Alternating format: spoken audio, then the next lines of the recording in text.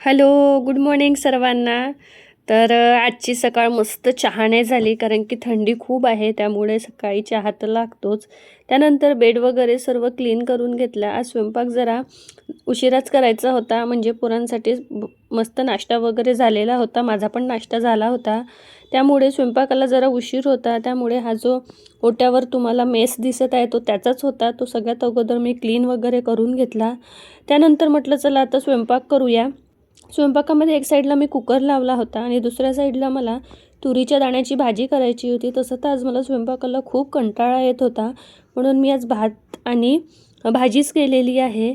तर मी आता शक्यतो पाल्याचा कांदाच यूज करते कारण की मला पाल्याच्या कांद्यांची भाजी खूप छान वाटते आणि स्पेशली दाण्यामध्ये तर पाल्याचा कांदा खूपच टेस्टी होतो. तर मी टमॅटो, अद्रक, लसूण याची पेस्ट करून घेतली आणि भाजीला फोडणी दिलेली आहे आणि बेसिक मसाल्यासोबतच मी भाजी केली. छान मस्त तुरीच्या दाण्याची भाजी इतकी सुंदर झालेली होती ना, छान टेस्टी पण झाली होती. तुमच्याकडे याला काय म्हणतात नक्की मला कळवा. तर इथे भाजी रेडी झाली होती. मला थोडा रस्सा करायचा होता कारण की आमच्याकडे रश्श्याच्याच भाज्या आवडीने खातात आणि मुलं पण छान आवडीने रश्श्याच्याच भाज्या खातात.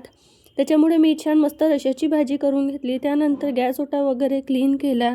सोबतच मी इथे भांडे वगैरे वॉश करून घेतले. कसं सोबतच कामं केले ते लवकर कामं पण उरकतात आणि बाकीच्या कामाला आपल्याला वेळ पण मिळतो. नाहीतर पूर्ण दिवस तर कामातच आणि मुलांचं करण्यातच जातो. इथे मी सर्व कामे करून घेतली.